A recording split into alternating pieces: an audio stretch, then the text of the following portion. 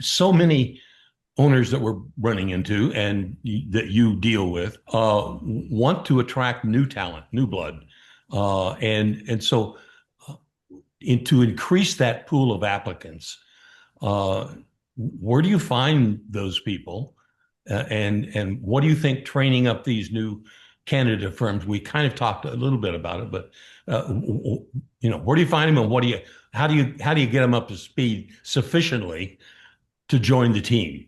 Do they come in blind and then you train them, or do they need a little pre RFQ training to get up to understand this, to be able to even get a qualification?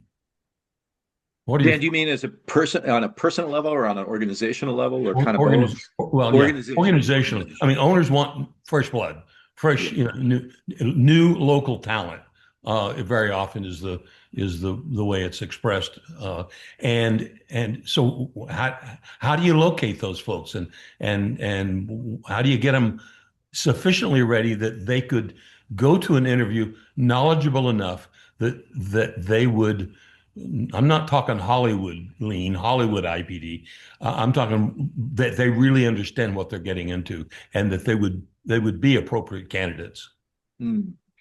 Well, James, I may lean on you a little for this, but from my perspective, Sutter did a pretty great job engaging their design and construct partners in their area, Mm. both independently. Way back in the day, Sutter gathered all of us together and said, "Hey, we're going to start this journey. You want to go on it together?"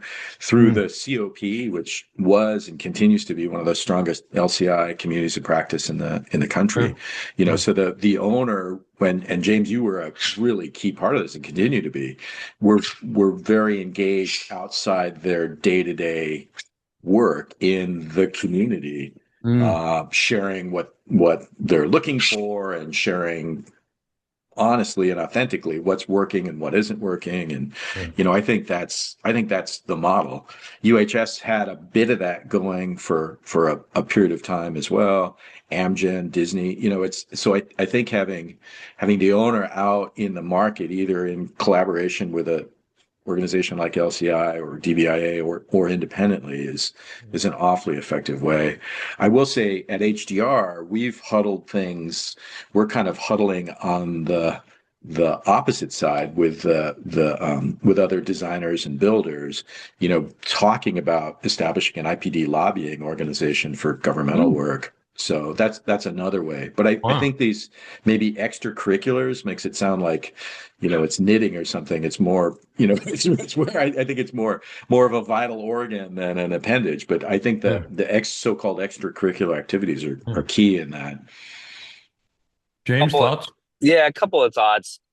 The current organization I work for is a public entity, and so we advertise. So where we've done IPD, we've included kind of a webinar program Mm. before asking for proposals to go through the contract and articulate the business deal and the profit at risk and the open book nature. So we let people know kind of what the expectations coming in are. And we one of our big drivers to get new partners is that we have so much work Yeah. that we're I feel like we're and our competitors, Sutter, Kaiser, have a lot of work too. I feel like we're stretching the capacity of the design firms in the Northern California area. Like there's more work than there are people that know how to do that work. So we have to bring new people in, and we have to have a way to train them Yeah. specifically to bringing on new partners. And I was going to quote Bill Seed too from his time at UHS. It's much easier to bring on one new partner that's never done IPD, for example, into a team where you have two really Yeah. strong partners already to model the behavior and show what transparency looks like. Yeah. If it's hard to start with all new people because then you have Right. to create the culture from scratch. But if you have two teams, and not just the company, but the leader of the project for that company has been in this model before, then you can get other companies up to speed relatively quickly because you've got great role models for them to learn from. And then they can talk to each other outside, like, hey, how do you handle this? How do you handle that? So I think, that big L, little L, it's much faster and easier to bring one or two new partners in with really experienced partners. And then on the next job, those new people can be the experienced partner and you can bring somebody new in. Yeah, it's a powerful concept that worked Yeah. quite well. UHS radically grew the pool of big L's. Yeah.